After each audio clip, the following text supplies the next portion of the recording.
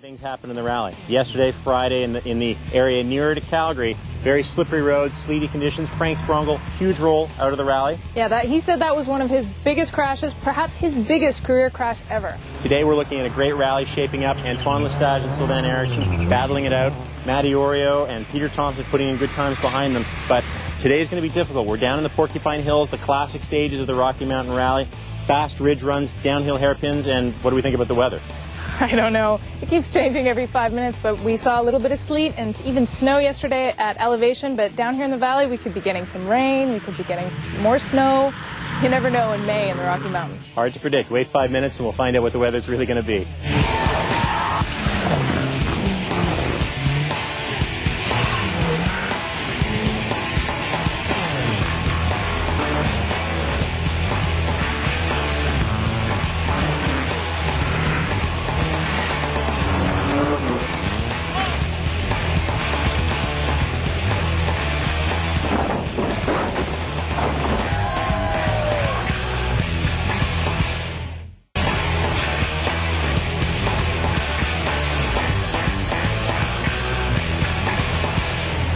On day one of the Rocky Mountain Rally, Silva Eriksson looked poised to take an early lead, but Antoine Lestage squeaked by him in stage 4 to give him a 2-second lead over Eriksson. Lestage basically stole it back from Eriksson. Great drive for both of them. Frank Sprongel rolled his Suzuki Swift big time on stage 3. There are yellow parts all over the mountainside. Yeah, he's calling that his worst ever career roll, and Frank's had some big ones in his past. Yeah, if Frank Sprongel tells you that's a big crash, it's a big crash. Matt Iorio in that rented Subaru is steadily moving up the ranks, and it looks like he's putting in a pretty good performance. Gord Olson and Norm LeBlanc are holding steady with consistent drives.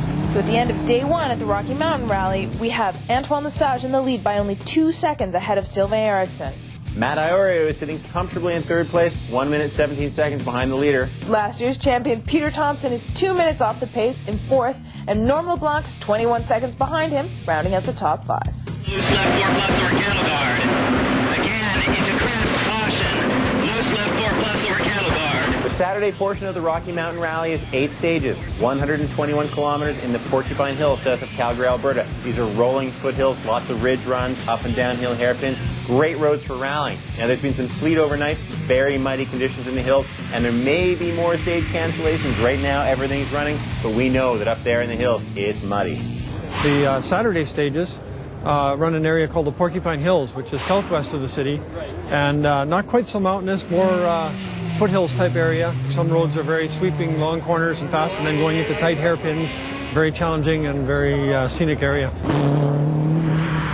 As we head into Saturday morning stages, Antoine Lestage and Silva Eriksson are still having a great battle. Yeah, you know, Jen, these are both great drivers. They're both from Quebec, similar styles, full commitment. They're both flat out, and they know each other really well. This battle is a classic. Yeah, neither can afford to lose another second.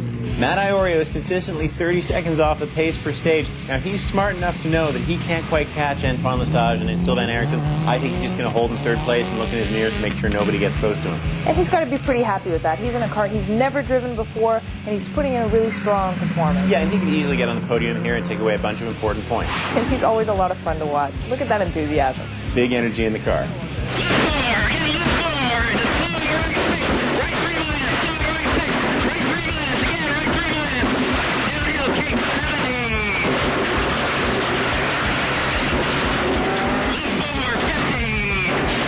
Well, and then there's Blake Yoon, you know. It's tough. We haven't really seen him much in Canada before. He's got Natalie Richard sitting in with him as a co-driver this weekend. Fell off the road yesterday, went off again and hit a tree. It looked pretty bad. I'm not sure how the damage is. Yeah, this is a fantastic high-spec car. Reese Millen's ex-car, ex-U.S. factory Mitsubishi team. His first slide off the road, minor. They dragged the car back on this time on Saturday. Big off. Car's really bent up in the nose. Great co-driver, Nat Richard, but that couldn't save him. They're out. BC's Norm LeBlanc is putting in a solid drive. He's done pretty well here before, although last year had a big crash. He was actually competing for the lead in this event with Antoine Lestage last year, and Lestage went off the road, and immediately afterwards, Norm LeBlanc went off the road. Norm LeBlanc, a very consistent driver. He's had a lot of experience in different kinds of cars, stock cars in particular. He's a champion driver in that venue, and he's not going to let the pressure get to him. He's just going to drive his own race.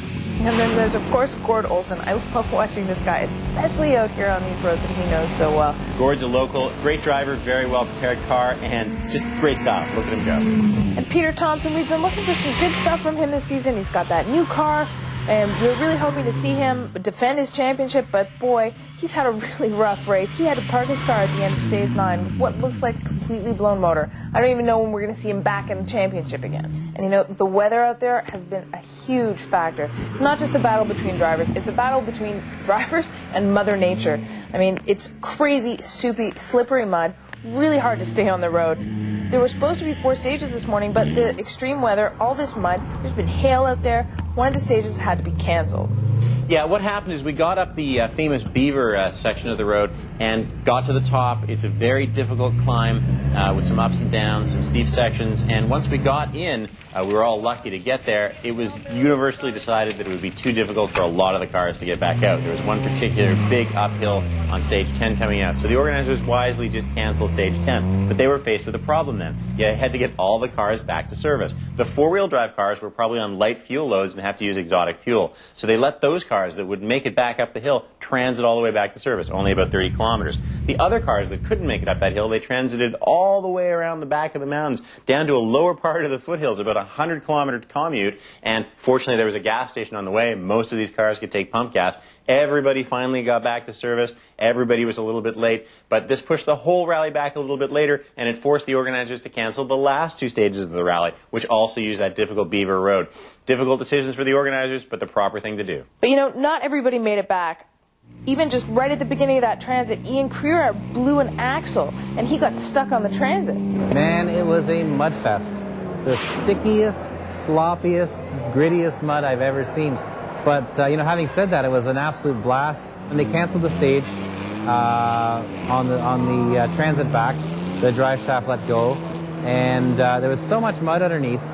You know, we dug out about 20 pounds of mud. And when we got home and we actually finally washed all the mud off, all the nuts and bolts were actually still there, but they were just packed in mud. I guess he and Peter Thompson will be crying into their beer tonight. At least they're already back and dry. Rally Tech, brought to you by Subaru. Think, feel, drive. One of the key differences between a road car and a rally car is the fact that a rally car has a fuel cell. Now, a road car typically has a gas tank near the rear wheels underneath the car. But on a rally car, you don't want the gas tank to be underneath the car because it's subject to rocks, damage, puncturing, and all the fuel is going to leak out from underneath the car, especially in the case of an accident. Now, on a rally car, we use a fuel safety cell, which is actually an engineered design, which has a puncture-proof bladder inside an aluminum casing, and that's what we call a fuel cell. And in our car, it's in the back of the car, and it's got a big crush zone on all 4 sides, so that the car can take an impact, and the likelihood of the fuel cell being damaged is very small. You can see there's a little dent here. I actually took a tree right in the back of the car, a big impact, and the fuel cell wasn't damaged. The other key advantages of the fuel cell are the quick fill and quick vent features that allows the fuel to be filled at a very fast rate at rally service, where time is critical. As well, we've got a standard filler neck and twin fuel pumps and a high flow fuel filter, all of which provide a great performance improvement over a standard gas tank, and that's why all the top teams use fuel cells in their rally cars. Rally Tech, brought to you by Subaru. Think, feel, drive. At the midpoint of day 2 of the Rocky Mountain Rally, we have Antoine Lestage in the lead with a time of 59 minutes and 13 seconds. Now, Sylvain Eriksson is actually ahead of Lestage on the road on time. He's 10 seconds in the lead, but he took a 40-second penalty out of service, so he is now 30 seconds behind Antoine Lestage and in second place. In a solid 3rd place, we have Matt Iorio and co-driver Ole Holter having a great time in that rented car. 2 minutes and 37 seconds off the leader. Over 2 minutes behind Matt Iorio and over 4.5 minutes out of the lead is Norm LeBlanc, who's putting in a consistent performance in his Subaru WRX. Peter Thompson currently sits in 5th, but he's blown his motor and he's out of the rally, and that bumps Gord Olson up into 5th. Stay tuned. After the break, we'll have more of the Canadian Rally Championship.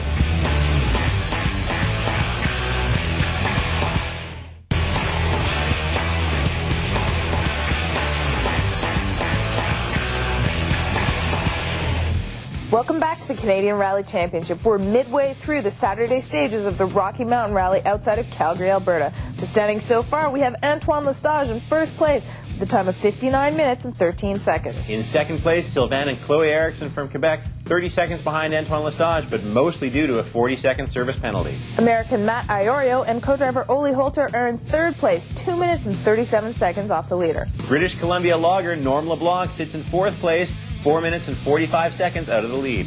And Peter Thompson has scored the 5th fastest time at this stage in the rally, but he's blown his engine and won't be able to continue, and that bumps Gord Olsen up into 5th, about 6 minutes and 50 seconds off Antoine Lestage's time.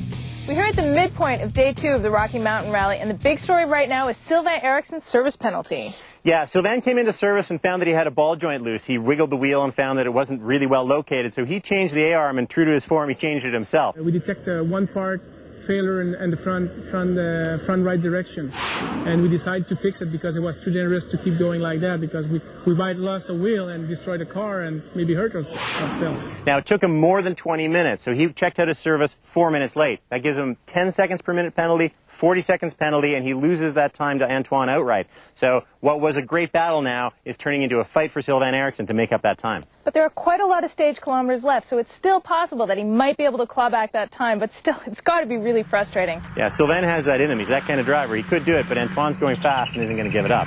Now, we have a few other stories, too. Peter Thompson, last year's champion, great driver, high-spec car, blew the engine. We were standing up around the car, and it sounded to me like a spun bearing or a thrown rod. Yeah, it was certainly something serious. We had all of the drivers gathered around Peter's brand new car, taking a look over it, and they were telling him, don't even push it another foot. Yeah, so with his engine knocking on heaven's door, he decided to just park it. That puts Matt Iorio into comfortable third place, and I think that's what our podium's going to look like. I'm guessing now, but Iorio in good shape. I don't know, my money's still on Sylvain. We'll see if he can claw back that time. We pushed really hard to catch Antoine because we know now we are 40-second penalty. It's more difficult for him to stay at the front than me to catch him, because if he go too slow, I'm going to catch him. If he go too fast, it might be make mistake too. At the moment, we're holding in third place, which is okay. I mean, Antoine and Sylvain are really pushing. They're really fast drivers. Just fighting it, neck and neck. I wish it would rain more so it gets thicker. The muddier the corner is really the better, just because it makes it consistent. Either consistent mud or consistent gravel, but none of this in-between stuff. And I love the snow, so I love the mud. Yeah. We're top of our class for the moment, so hopefully we can hold off the competition. We're only 9 seconds ahead of the other team in our class, so we're running the 1981 Rabbit, but another team was running here today. He crashed into a tree, so it's kind of sad to see our old car crash out of the rally, but the new car is holding up pretty well so far this year. It's a little soupy, but for rally, that's what you want, I think. I'd rather have the soup than the dust. We're having a great time. We kept her on track. I lost a couple times, but what the heck? It's muddy out there. It's crazy. It's hard to describe. It's like ice, but it's like an ice paste. It's tricky, and going uphill, it's just a challenge in itself. People who get to the end of this rally will be heroes. It's a lot of up and down. So when you go uphill, really slow, and then when we go downhill, we're flying. We're going as fast as some of the top cars downhill on this mud and two-wheel drive. So there've been some hairy corners, but Andrew's doing a good job of keeping it on the road for sure. Last few stages of the rally, now everybody's thinking, do I have to compete or do I have to just bring it home? For me, we're just going to bring it home. But we're going to watch, see what the carnage out there is for all the people who are fighting to win. A big story today has been the weather. Mother Nature has thrown everything she can at us. There's been sleet, there's been snow, there's been rain, and boy, now there's a lot of mud. Yeah, it's been a crazy day. It's like the 4 horsemen of the apocalypse are riding through the foothills of Alberta, and the organizers have been forced to cancel the last 2 stages of the rally. This means that the 3rd to last and the 4th to last stages of the rally are now the last stages, and this means that Sylvain Eriksson is fighting to try to catch up. Losing all those stage miles, that's really got to hurt. Watch Eriksson come into the chicane here. Oh, and he loses time for that, and he's going to take a time penalty for hitting those pylons. That's going to be hard on Sylvain. Sylvain doit 5, move sur quick. We pushed really hard at the beginning of the rally because we know the car, the guy was fast, and we don't want to let go anybody, and we want to be at the front. The first stage we go back on the road, we catch one guy, and it was a fair pass, but there where we passed, we have like 6 inches of mud and water and all that kind of stuff on the road, and it sprayed that all on my windshield. I don't know where I'm going. We lost another time there, and we pushed really hard to catch Antoine because we know now we are 40-second penalty. Matt Iorio is comfortably holding third place and just having fun with it. He can't make up the deficit to the leaders, and there's really nobody behind him who can catch him. He could probably even have a flat tire and change it given that time margin. So he's out enjoying himself. Let's take a look.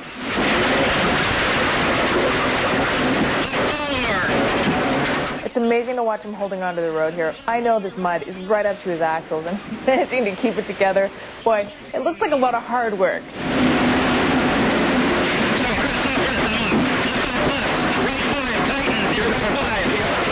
And here's Norm LeBlanc with his local navigator, Keith Morrison, holding on to fourth place. Gord Olson is holding on to fifth place, and he's probably not under any threat here. Now, he knows these roads. He's having a great time driving that normally aspirated two-wheel drive car. Think about that. Here in fifth place, you've got the top two-wheel drive car, top normally aspirated car, and of course, it's Gord Olson.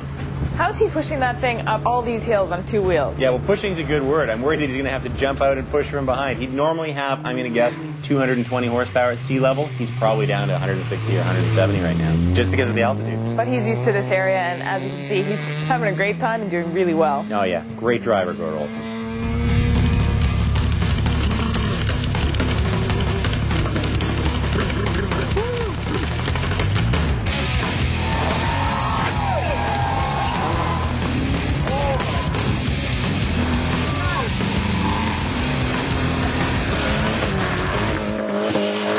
Now, when 99% of civilians drive a car on the street, they use the right foot on the throttle pedal, the right foot on the brake, and the left foot on the clutch. Well, rally drivers are a little bit different because we also use our left foot to brake, and there's a few reasons to do this. The first is that you get a little bit faster reaction time. If you're going all the time from full throttle to full brake, you don't have to move your foot back and forth. You just press right, press left, press right, press left. This allows us to save a fraction of a second every time we hit the brakes, but over the course of a stage and over the course of a rally, it saves you a little time. Stock car racers do this also when they're drafting because they have to be able to get on the brakes really fast. But there's another reason in rallying that we do it, and it has to do with weight transfer.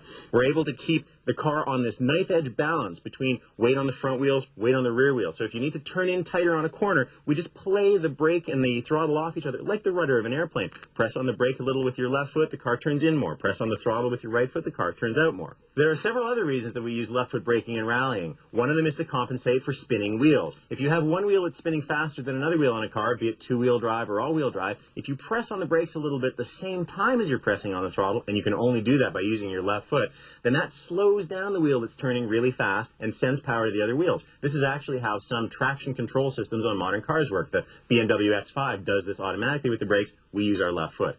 If you're driving a two-wheel drive car, especially a front-wheel drive car, it's very useful to use left foot braking as a means of getting the car to turn into the corner. You stay hard on the throttle with your right foot and press the left foot. It works a little like using the handbrake to come around the corner because it slows down the rear wheels while the front wheels are still being driven by the engine.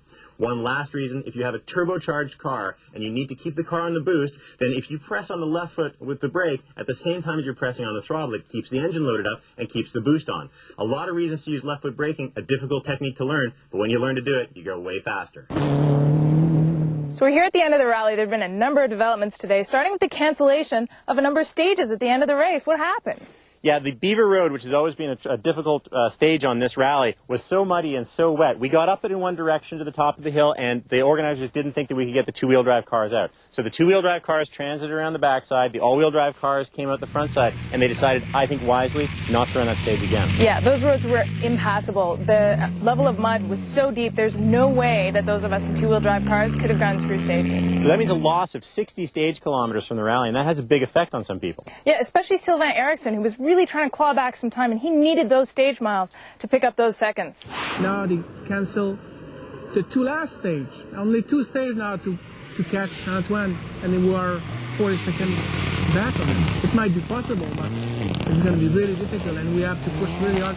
If you're fighting with somebody a little behind and think you can catch up on them when the rally gets shortened, well, that puts you in a much worse competitive position. Yeah, but we're here at the end now. The organizers are tabulating the scores, and we'll see how everybody did when we come back after the break.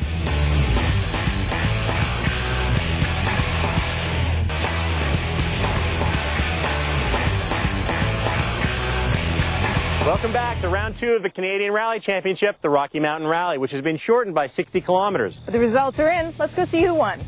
In production 3, Jorgen Daskalis in his Toyota Celica with a time of 1 hour, 32 minutes, and 52 seconds. Norm LeBlanc brings his Subaru to a P4 victory with 1 hour, 19 minutes, and 13 seconds. In Group 5, Zibby Sedgwick brings home his 2004 Mitsubishi Lancer to a win with 1 hour, 30 minutes, and 25 seconds.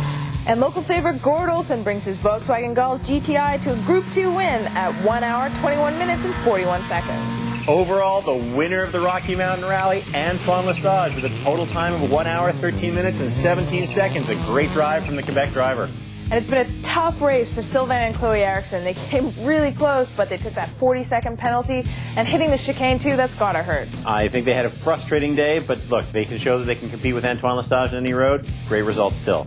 Matt Ario and Ole Holter just went out there and had fun. They took that rented car from Pat Richard and had a blast. Great time, 3 minutes and 34 seconds off the leader, good for 3rd place, and they're on the podium. And Norm LeBlanc and Keith Morrison have to be pretty happy with that 4th place finish, especially after they crashed here last year. And local favorite, and one of my favorites, Gord Olson brings his VW Golf home in 5th, 8 minutes and 24 seconds off the lead. A great drive for a normally aspirated 2-wheel drive car. Kudos to Gord Olson. Because we push so hard, we make more mistakes. And we lose more time. And after that, on the last day, I decide to just keep the 2nd place because nothing to do, you know, that's a life. We just kept it on the road. The mud was just ridiculous. We're canceling stages just because the 2-wheel drive cars couldn't get up the hill, and it's just a question of keeping it on the road, keeping the speed up, and not doing anything else silly. And so yeah, it got us up on the podium. That's great. You know, it's feels awesome. Feels absolutely wonderful.